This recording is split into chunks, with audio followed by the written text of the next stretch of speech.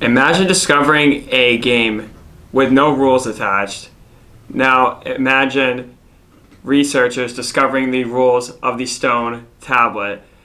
If you know what game we're talking about, it's the Royal Game of Ur. And today we're going to be talking about the Royal Game of Ur.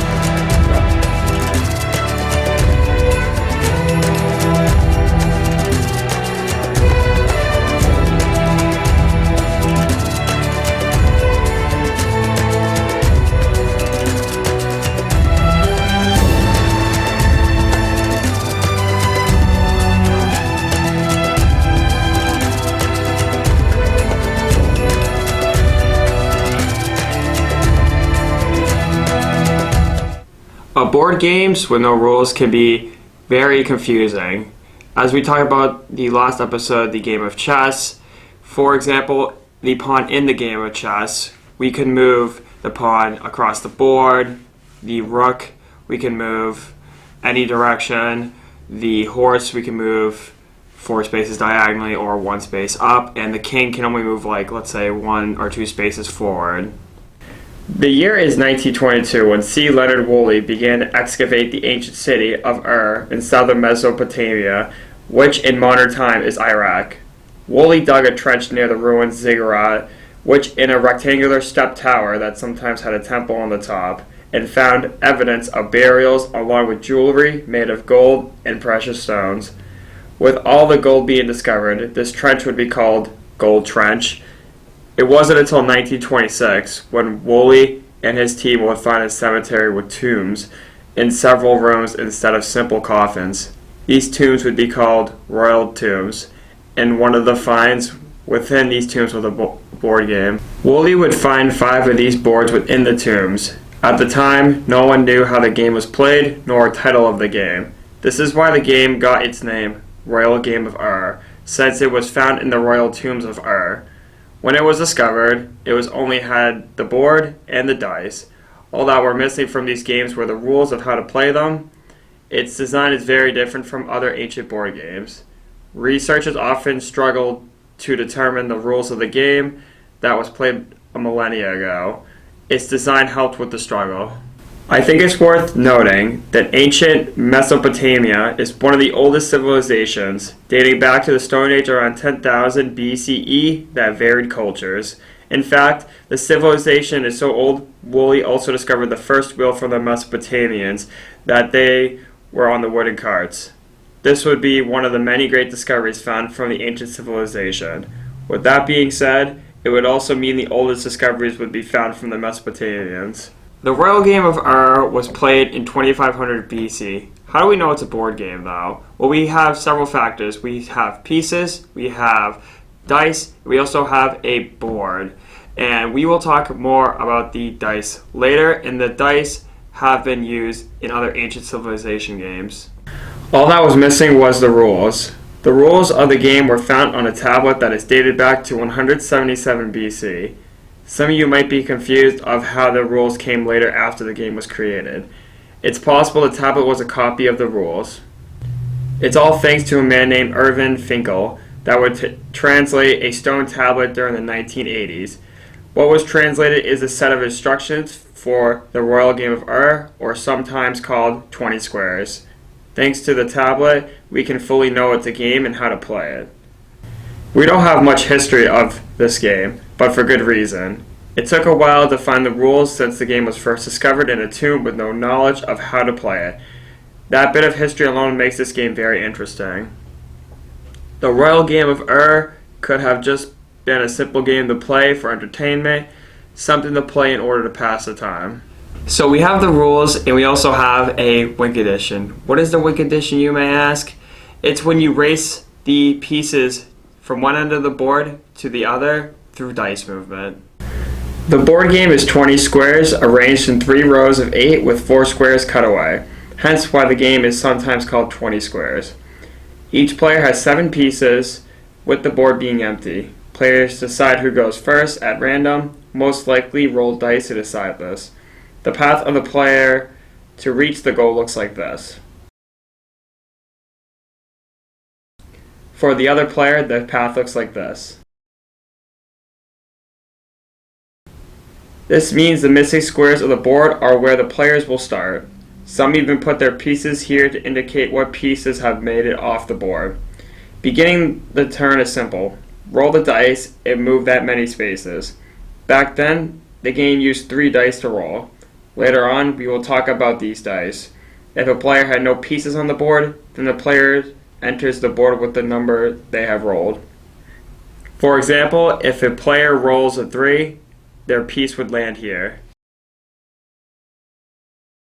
Then the other player would go, and let's say they roll a 4.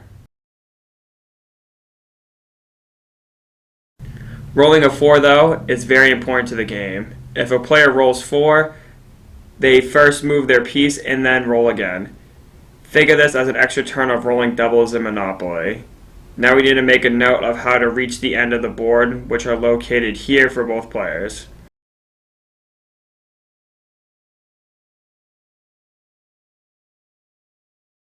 For a player to get their pieces off the board, they must roll the exact number to get off. So if they were at the end, the player must roll a 1 to get their piece off the board. Same goes if they 2, 3, or 4 spaces away. This brings us to a non-valid roll. If you cannot move your piece, the turn is a loss even if you rolled into a 4. Consider this as skipping a turn. Only one piece can be in a space at a time.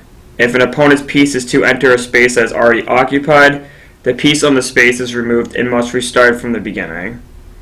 There are special squares, though, an opponent cannot land on if occupied. These special squares are located here.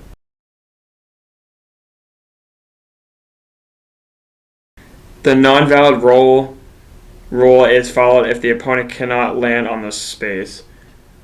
A player wins when all pieces go through the board. Royal Game of Ur is a very simple and easy game to play despite not having rules for a while. Even though this game came from Mesopotamia, archaeologists have found the Royal Game of Ur in 100 different countries, such as Iraq, Iran, Egypt, and Crete. Take a look at the Egyptian version of the Royal Game of Ur. As you can see, the design is very different compared to the Game of Ur. The path is very much the same, but players would be fighting to stay on the board when it comes to the straight line. Just in case it's hard to see the board itself, here's another picture of what the board looks like along with the path players go when playing the game. You also can see the special spaces are on this board too. When you look at the board of this game, you will notice it has more than just one design on the squares. Even though this is a printed out board, the symbols are still based on the physical game that was discovered by Woolley. We know that there are special squares to protect your piece, but what are the others? Do they do anything? The answer is no. When we see the ancient boards, they are typically the ones found within the royal tombs. Modern boards are based on these same boards. Many have speculated they are decorative to appeal more to the royals that own them. Since they are the boards we commonly know, modern boards use the ones Woolley discovered. This wouldn't be wrong since we have seen it with other games like chess. Even though modern boards of this game are based on the ancient boards, it's possible for anyone to create a variant of the game that makes these decorative squares affect the games when playing. A good question to ask is, what did they do for dice? Dice were very different back in ancient civilizations. Some used carved sticks, while others used the knuckle bones of goats or sheep, which is why ancient dice would be called knuckle bones. Most dice for ancient games were almost triangle-like or in a shape of a pyramid. Some of these dice are always different depending on how the bone was formed into these shapes. In this game, they used 3 of the dice, rolling all of them for a result called scoring. Each dice were marked with different color on the sides near the tips of the dice. This was pretty much where the numbers were if you were to look at a modern dice. When a player rolled for their turn, the player rolls all the dice. Score was determined in 4 ways. A. If one dice had the color cornered up and the other 2 dice have it down, the score is 1, meaning the player can move their piece 1 space. B. If 2 dice have the colored corner up and the 3rd dice has it down, then the score is 2, meaning the player can move their pieces 2 spaces. C. If all 3 dice have the color corner up and the score is 3, meaning the player can move their piece 3 spaces. And D, if none of the 3 dice have the color corner up, then the score is 4, meaning the player can move their piece 4 spaces. In the case of the Royal Game of you get another turn. So the modern version of a knucklebone would be known as a D4, and is the shape of a pyramid. It has the maximum number is 4, so you don't have to roll it multiple times. And when we do roll the dice, we look at the top number for the result, and then my result here would be a 3. So as you can see, these are multiple D4s. They can come in different colors, and also some of them can have symbols on it. Just make sure when you are playing that the symbol is a 4 or a 1. Let's look back at the game again. As we can see, the pieces to this game are disc-like. Each piece has 5 dots on it. It's unclear why these pieces have these. With this being said, you can use about any kind of piece for this game. Could even take pawns from chess to play with. The game is very simple, and we can easily make this at home with some modern tricks. Let's talk about the dice first. A D4 obviously is the best choice to play this game, but what if you can't find or even get one? Get 3 coins. They could be pennies, nickels, or even some other coin from another game. As long as there is a clear heads and tails, that is all you need. When it is your turn, flip all the coins. You then can follow the same system they used back when they played the game. Just in case you don't know how to use coins for scoring, we will tell you. So this is how the scoring system works with coins. So this would be a 1, there's 1 heads and 2 tails. This would be a 2 with 2 heads and a tails facing up.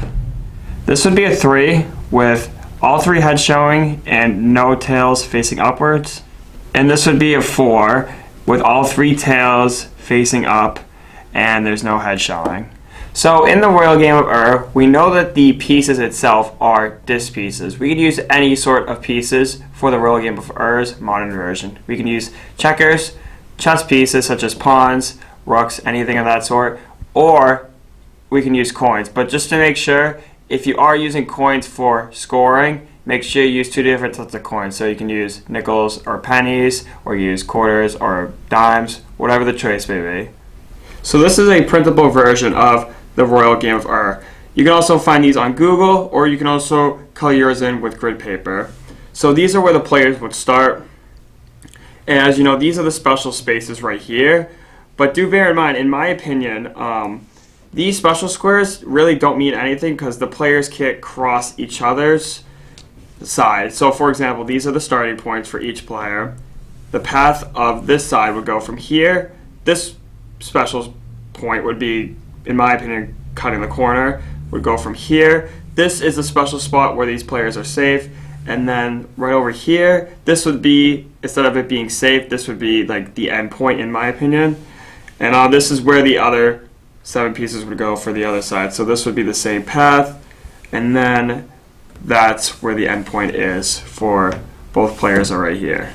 So with this printable version of the Royal Game of with these spaces, you could pretty much create your own rules. Just make sure you try it out 2 or 3 times before you actually play it via public. So for this space, for example, you can go back 2 spaces, and for example, this space right here, you can go all the way back to the start. And there you have it. That's the simple version of the Royal Game of I hope you enjoyed today's episode. Till next time, thank you.